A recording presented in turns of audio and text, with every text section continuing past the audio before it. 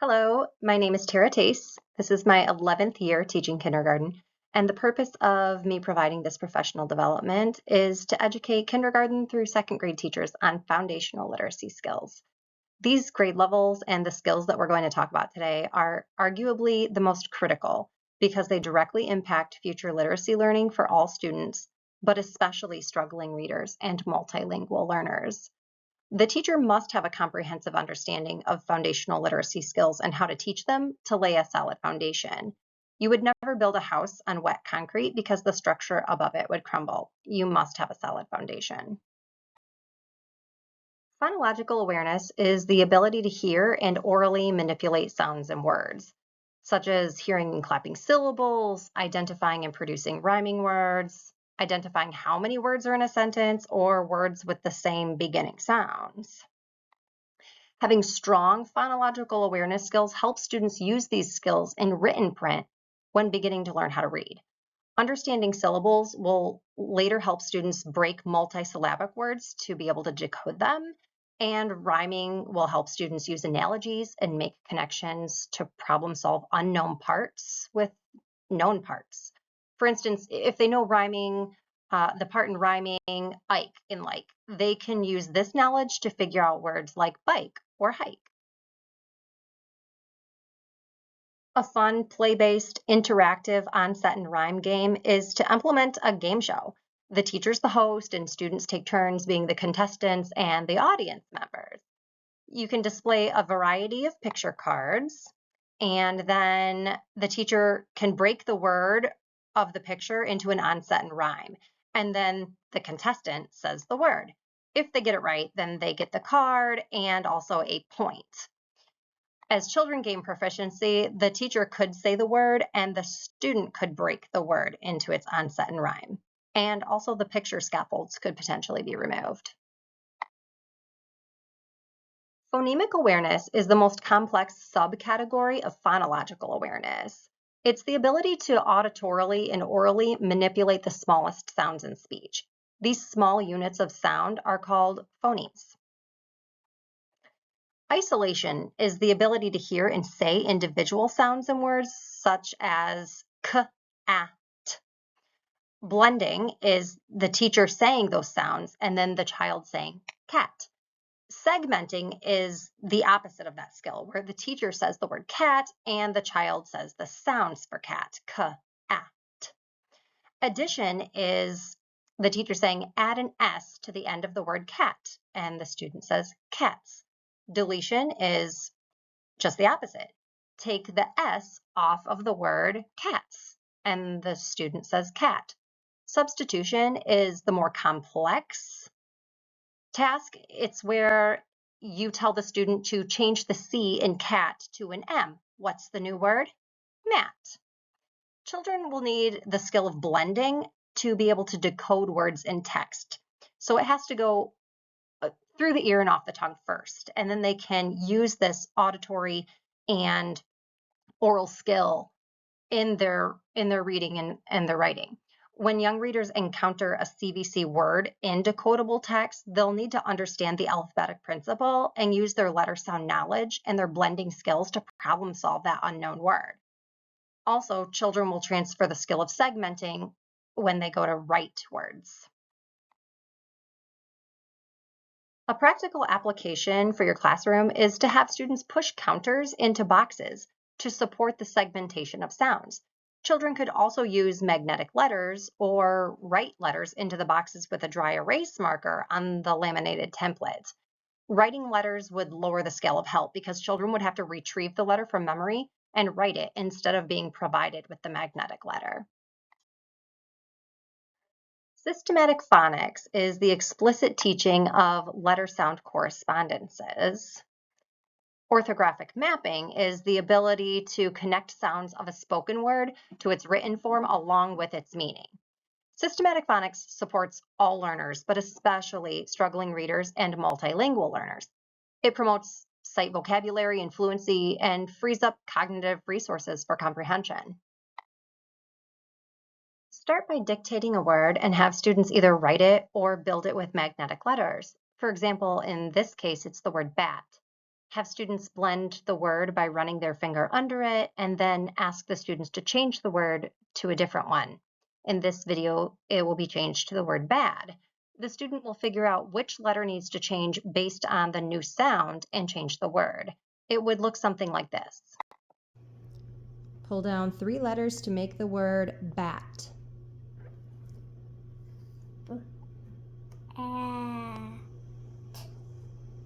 Nice job. Change it to the word bad. Check it with your finger. Do the letters match the sounds? Yeah. Okay. Change it to bed.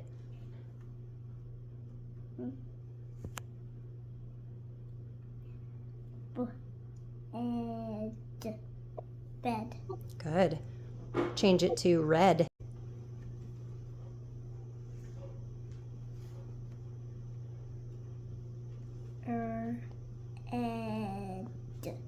Does it match? Yes. Good job.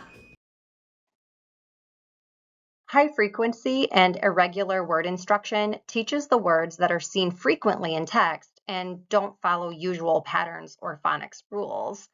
Examples of these words are the, of, you. Explicitly teaching these words and connecting them to phonics is important for children to connect sounds and letters instead of just simply memorizing them. This frees students up to designate cognitive resources for building fluency and comprehension. This simple and effective 4-step process to teach a sight word incorporates orthographic mapping through visual, oral, auditory, and tactile manipulation of the letters and their sounds. Here's what's missing. This is the word said. Said. Okay. Take a picture in your brain. I'm going to take one away. The child doesn't see which letter you take away. What's missing? D. Good.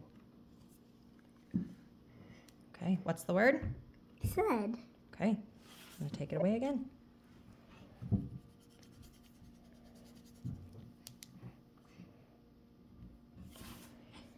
What's missing now? A and I. What's the word? Said. Good. The A and the I go together because it's one sound. Here's mix and fix. What's your word? Said. Okay. Push up the sounds. Okay. Mix it up. Okay. Fix it. Again, the A and the I were pushed up together. No. Does it look right? Yes. What word is it? Said. Nice job. Here's table writing. Write it on the table with your finger.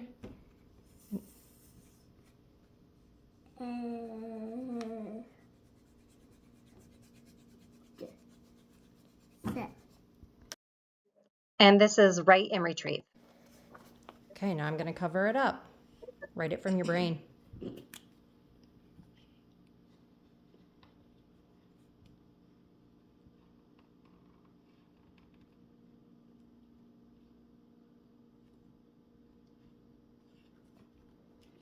Did you get it right? Yeah. Nice job. Differentiating instruction for older struggling readers looks like targeted and individualized Tier 2 support with consistent routines and procedures. It will incorporate small group instruction tailored to students' specific needs. Reading material will have to be engaging and age appropriate. Systematic phonics should be standard Tier 1. Early intervention and differentiation for this group of students is important to reduce the achievement gap. Using consistent assessment tools for validity and reliability is important to target areas of need and determine instructional goals and approaches. When children need instruction differentiated and are behind, they're motivated by choice and will learn well when working with peers. An activity to increase engagement for students who struggle would be to do interest-based research with a partner. Students could read informational texts and discuss them, or even use technology and have books read aloud to them while they follow along. This would increase background knowledge, vocabulary, and comprehension, which are directly linked to Scarborough's reading route. Designing and adapting instruction for multilingual learners means making instructional content accessible to English language learners.